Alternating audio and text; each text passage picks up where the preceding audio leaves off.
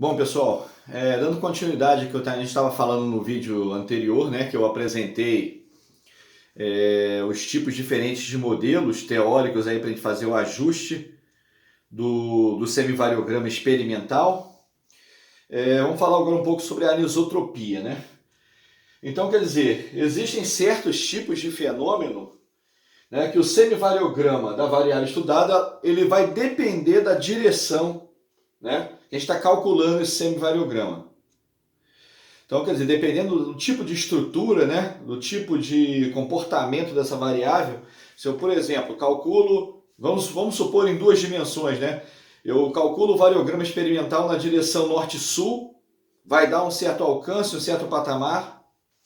Eu posso até fazer um certo ajuste esse variograma, esse semivariograma, usando um modelo teórico nessa direção.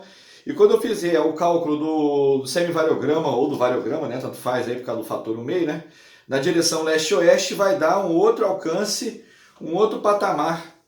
Pode dar até um outro alcance, outro patamar diferente daquele primeiro. Ou seja, em cada direção que eu vou medindo, né, vai dando um variograma diferente.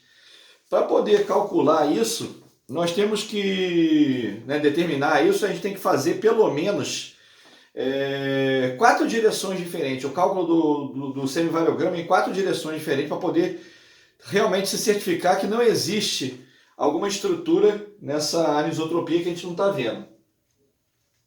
Então aqui, existem 3 tipos de anisotropia básicas, a gente vai classificar, né? A anisotropia ela pode ser geométrica, anisotropia zonal ou então anisotropia mista. O que vem a ser esses 3 tipos aqui? Então, a anisotropia, que a gente chama de anisotropia geométrica, é, digamos assim, a mais simples. Que tem um tratamento, digamos, teórico, menos trabalhoso e mais simples. Anisotropia geométrica. A anisotropia geométrica, basicamente, ela tem as seguintes características, hein? Nós vamos ter um único patamar, né? Aqui, patamar único e diferentes alcances.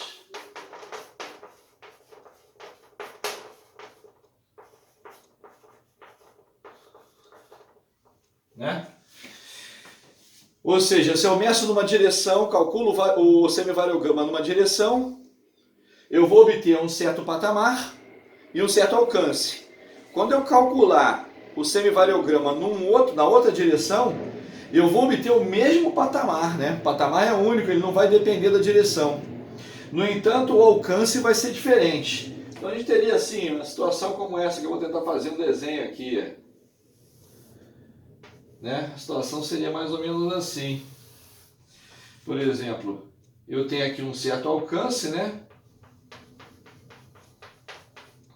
Digamos que essa linha pontilhada estaria representando o alcance. Então eu meço numa direção, digamos que eu obtive um semivariograma assim. E numa outra direção eu vou obter um semivariograma assim.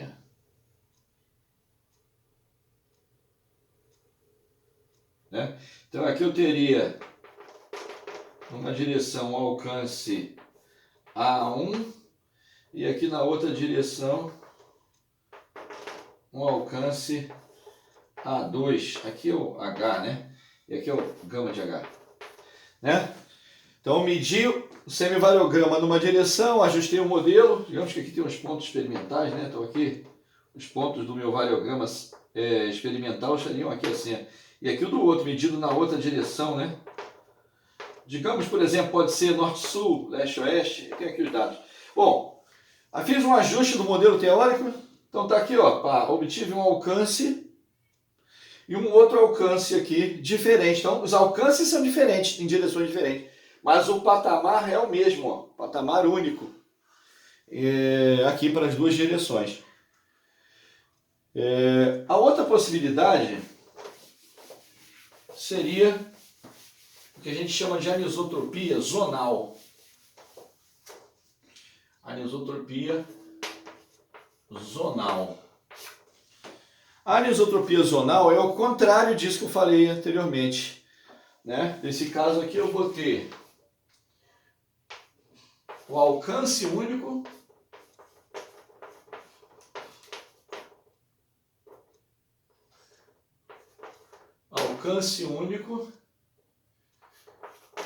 de diferentes patamares.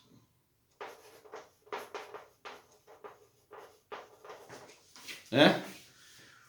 Alcance único, ou seja, medindo uma direção, né? Calculei o semivariograma experimental naquela direção, fiz um ajuste no modelo teórico, calculo numa outra direção diferente, faço ajuste no modelo teórico também, e eu vou obter o mesmo alcance nas duas direções, só que os patamares são diferentes. Graficamente seria uma coisa assim, ó. Aqui é o gama de H, né? Aqui é o eixo do H. Eu teria a situação assim, ó.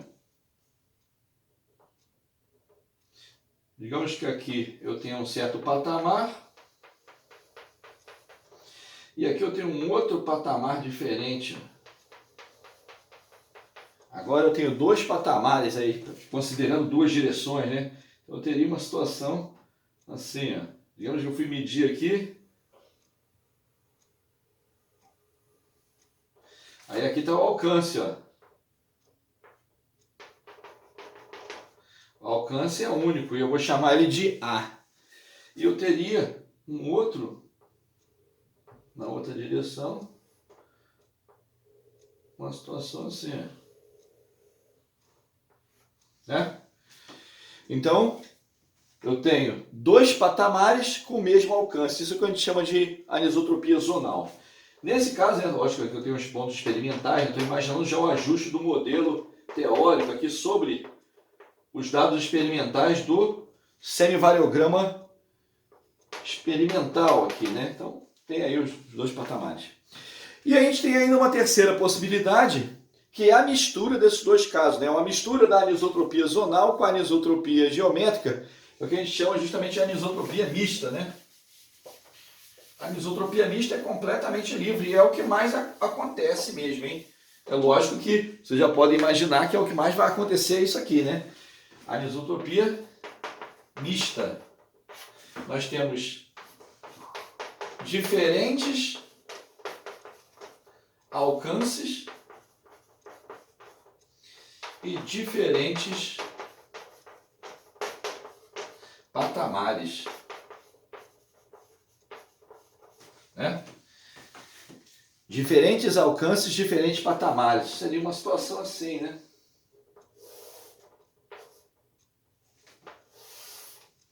Então aqui eu tenho um certo patamar, aqui eu tenho um certo outro patamar diferente, né?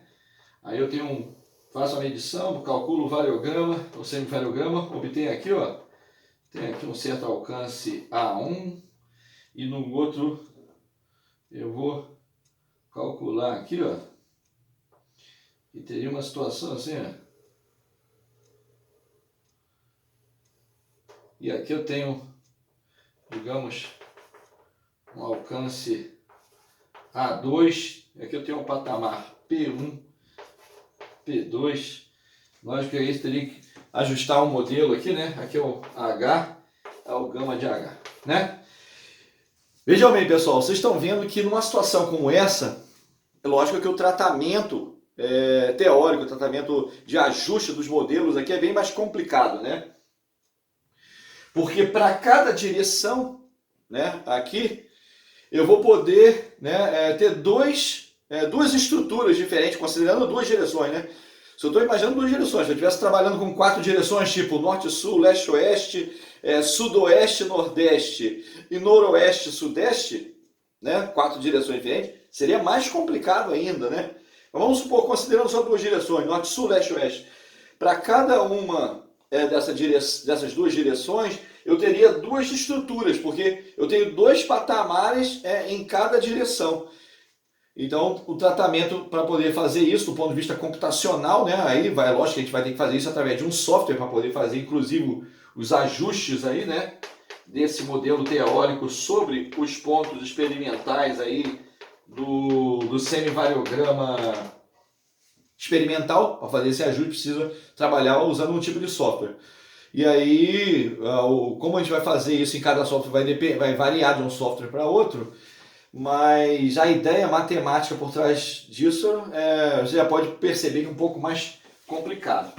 Bom, no caso da anisotropia geométrica, vamos falar aqui qual é o procedimento matemático para tratar essa anisotropia, né? Que é a mais simples. Então, no caso da anisotropia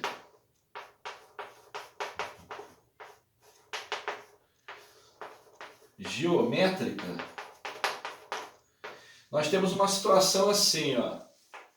Nós vamos imaginar que, digamos que agora a gente tem um variograma na direção, numa certa direção e na outra, né?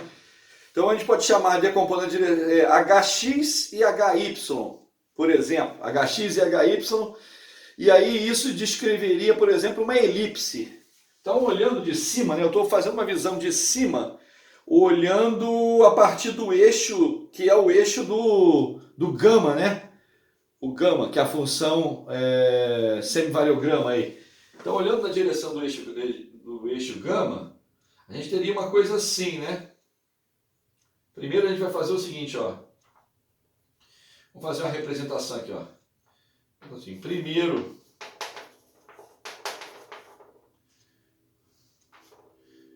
a rotação da elipse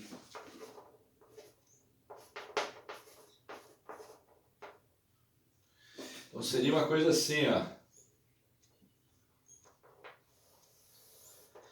Nessa situação,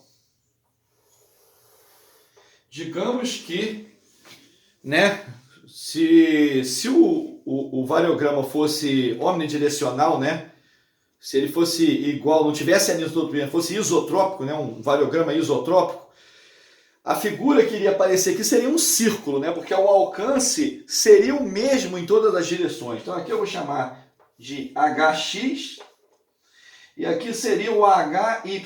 Veja bem, onde é que estaria o eixo do gama? Função gama. O eixo do gama estaria aqui, ó, perpendicular ao quadro, né? Perpendicular ao quadro estaria o eixo do gama. Então aqui nesse eixo HY e HX, o alcance seria o mesmo, independente da direção. Então eles formariam um círculo aqui. No entanto, se existir uma anisotropia, a tendência é que apareça aqui uma elipse, né? Vamos supor que essa elipse não esteja na direção correta. Ela esteja aqui assim, ó. Eu vou fazer a elipse assim, ó.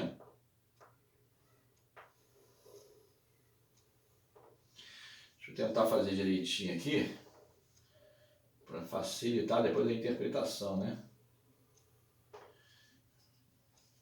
Fazer um desenho do eixo primeiro. Então a situação aqui seria assim, ó. Eu teria um outro sistema de coordenada, que agora eu vou fazer tracejado. Aqui seria o meu HX', e aqui um outro sistema, um outro eixo, né? Que é o meu eixo, HY'.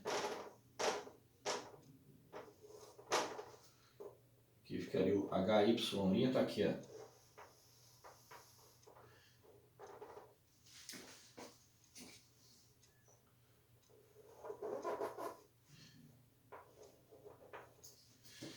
Então aqui estaria o eixo HY'. E a elipse estaria aqui assim, ó.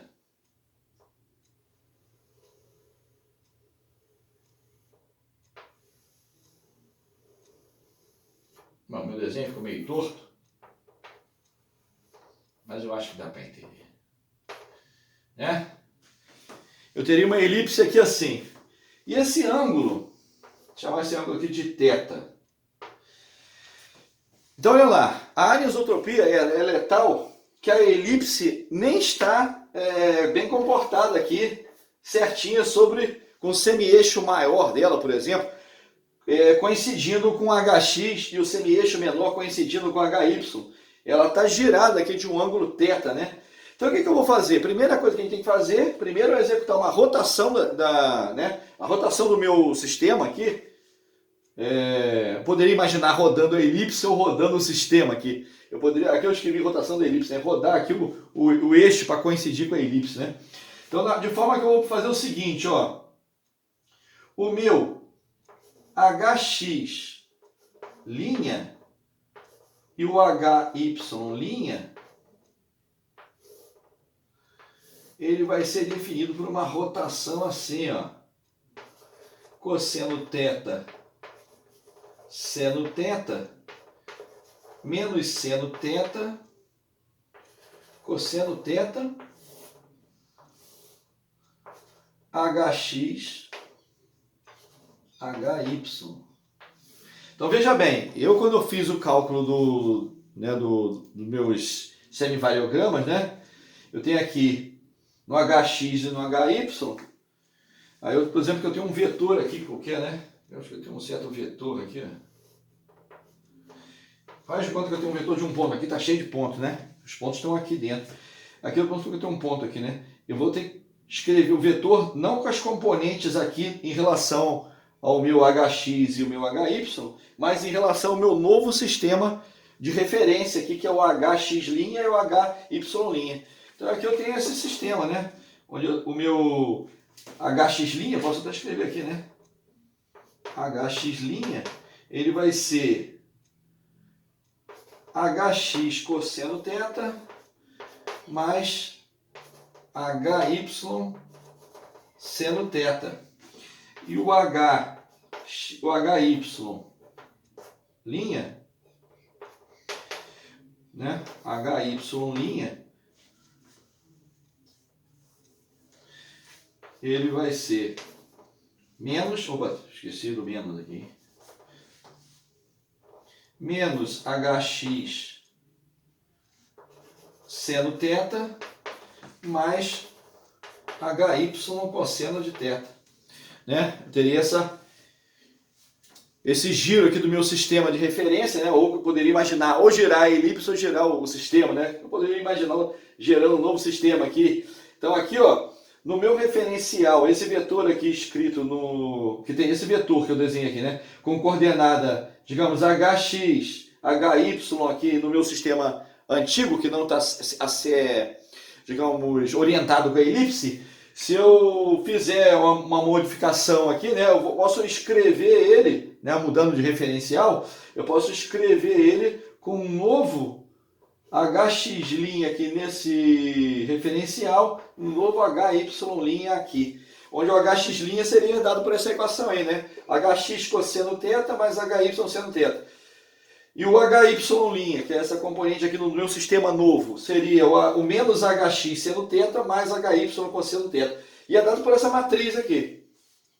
Então eu posso converter um vetor escrito no meu sistema antigo, né, que não está orientado com a elipse da anisotropia, que é o HX e HY, num novo vetor que agora no meu sistema que está orientado, né, junto com a elipse aqui da anisotropia, que seria o HX', HY, duas linhas, que é dado por uma matriz de rotação, né? Bom, como essa matriz de rotação era uma matriz ortogonal, matriz inversa, ela vai ser igual à própria transposta. Então, se eu quiser voltar para o sistema antigo, né? Se eu tiver meus vetores HX' e HY' e quiser voltar para o sistema do HX, HY, é só eu fazer a transposta dessa matriz aqui, fica cosseno menos seno, seno cosseno. Bom, uma vez feito isso, né, isso aqui foi o primeiro passo, fazer a rotação, né? Aí eu vou fazer o seguinte, eu vou adotar como variograma, um variograma que tem o menor alcance, ou seja, o alcance igual ao semi-eixo menor dessa elipse. Ou seja, é como se eu estivesse adotando, nesse caso aqui da anisotropia geométrica, o variograma isotrópico com alcance que é igual ao semi-eixo menor da elipse, né? Então eu fiz essa operação aqui, né? Converti o HX, HY para HX', HY', mediante uma rotação como essa. E aí depois eu vou fazer a contração daquela elipse, transformando ela num círculo. Então primeiro foi a rotação da elipse, depois vem a contração, né?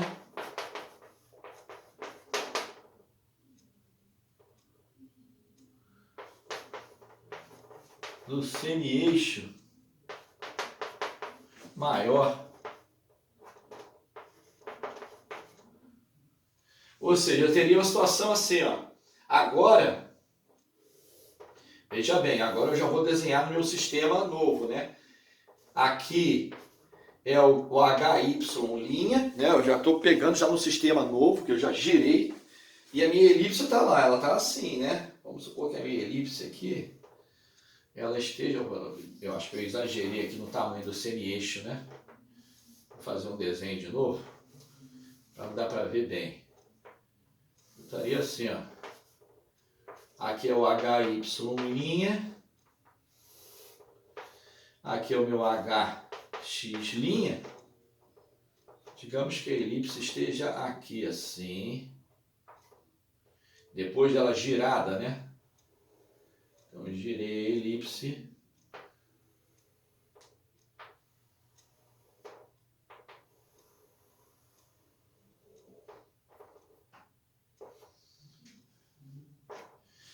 Eu girei a elipse e ela ficou assim.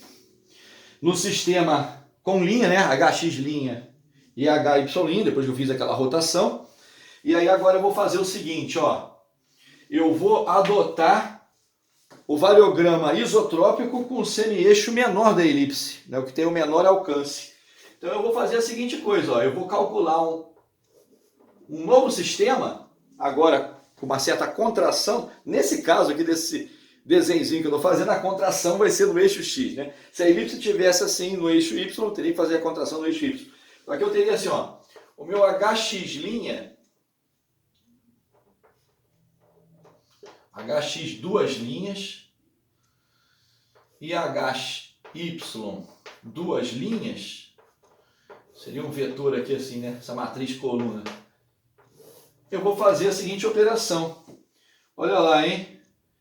Lambda 0, 0, 1. E aqui, HX', HY'. Então veja bem, hein, pessoal. Eu vou pegar os vetores agora aqui, né? Sobre essa elipse, a anisotropia agora eu já girei. Vou contrair só o eixo X. Eu vou converter o meu eixo HX, né, linha, num novo eixo que seria o meu HX duas linhas. Aqui, né? Onde vai ter um fator lambda de contração. E aqui onde lambda vai estar assim, né? Nesse caso aqui, o lambda vai ser menor do que 1, né? Vai estar entre 0 e 1 esse lambda aqui, né? É lógico que se o lambda fosse igual a 1, não iria mudar nada. Né? Eu estou imaginando que tenha uma certa anisotropia. Então aqui eu vou fazer o seguinte, eu estou observando aqui, né, o seguinte, ó, que dessa equação aqui, a gente vê que o HX duas linhas, olha lá, HX duas linhas é igual a lambda HX', né? Lambda HX'. E o meu HY duas linhas não muda nada, né? O HY duas linhas é igual ao próprio HY'. Ou seja, nessa direção não vai mudar. Eu vou contrair isso aqui, né? Ou seja, por isso que eu estou falando, eu vou adotar o semivariograma isotrópico, né? Omnidirecional, com o alcance menor, né? Ou seja, o alcance é o semi-eixo menor aqui no caso dessa elipse. Então aqui, ó, o HY duas linhas é igual a HY e o HX duas linhas é o lambda HX'. Bom, mas aí eu tenho o seguinte, né? Vou escrever aqui em cima, hein, pessoal?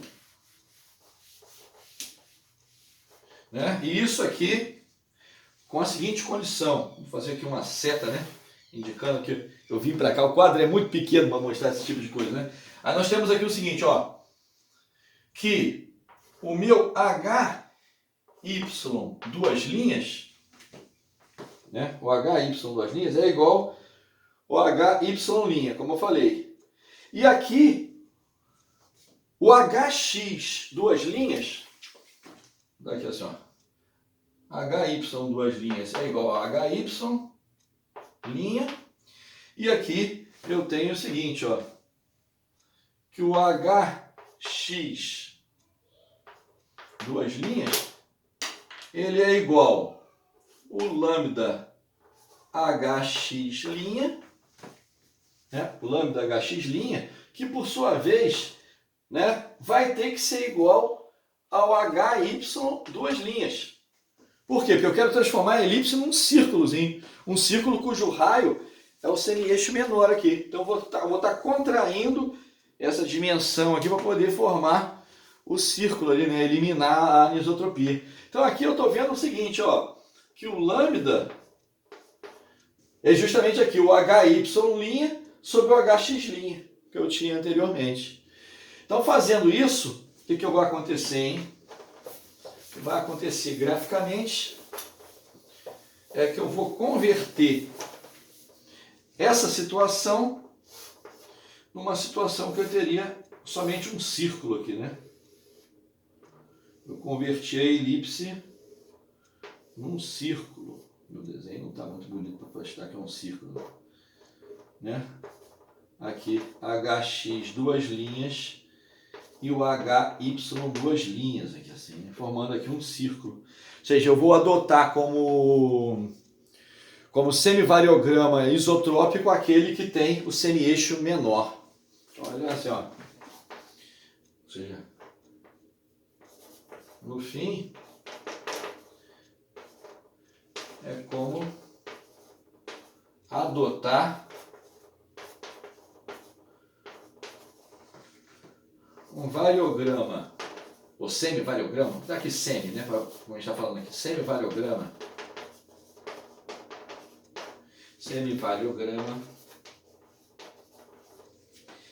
isotrópico,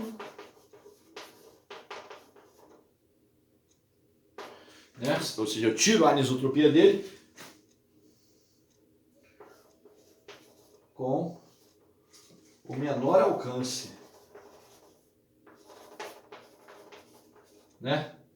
O menor alcance, ou seja, o alcance aqui que é o do semi-eixo menor aqui dessa elipse. Ou seja, converti aqui, né? Esse círculo ele estaria aqui assim, ó, nesse gráfico, esse círculo ele estaria aqui dentro assim, ó. É difícil desenhar aqui. Ou seja, eu estou mantendo o alcance, que é o semi-eixo menor, e contraindo aqui nessa dimensão. Bom, isso no caso da anisotropia geométrica. E no caso da anisotropia zonal ou anisotropia mista? Aí a coisa se complica um pouco mais. A ideia é fazer uma soma de modelos, né? Então, no caso da anisotropia,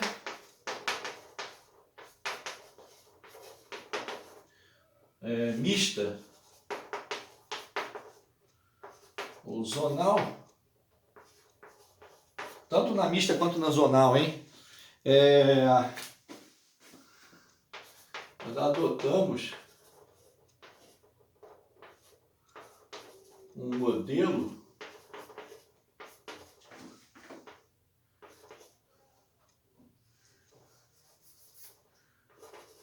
constituído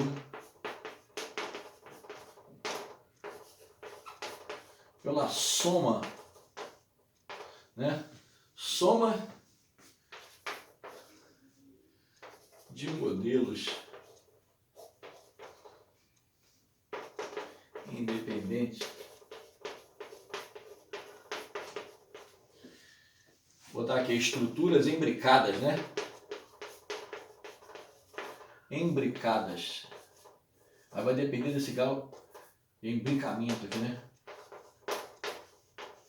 Estruturas imbricadas, que a gente fala aqui, né? Acho que não ficou bem claro aqui quando eu escrevi imbricadas, hein? Imbricadas. Estruturas imbricadas. Assim, ó. O gama de H, ele vai ser um gama 1 de H1 mais um gama 2 de H2, né? Ou seja, para cada direção a gente ia poder ter dois alcances diferentes, né? No caso aí, por exemplo, se for uma anisotropia zonal, para aquele alcance, para um certo alcance, eu tenho dois patamares diferentes, digamos. Dois patamares diferentes para o mesmo alcance. Então aqui eu teria um modelo, eu posso até ter modelos diferentes. Aqui pode ser, por exemplo, um modelo esférico, e aqui, por exemplo, um modelo gaussiano. Pode ser o gaussiano exponencial, ou seja, eu posso misturar aqui, né? Aqui seria um modelo que eu estaria somando estruturas. Do ponto de vista prático, eu também teria que fazer, no caso, na anisotropia mista, que eu também tenho alcances diferentes, eu teria que fazer esse procedimento anterior ali para tirar a anisotropia, a parte geométrica da anisotropia, e depois fazer essa compensação somando aqui os modelos, né, da estrutura imbricada, né? E em 3 dimensões, aqui no caso aqui em 2 dimensões, né, que eu teria aqui para uma direção, né, aqui para outra. Se fosse em 3 dimensões, eu teria o gama de H igual a um H1, né, um lambda, um gama 1 de H1, gama 2, opa, aqui faltou um 2.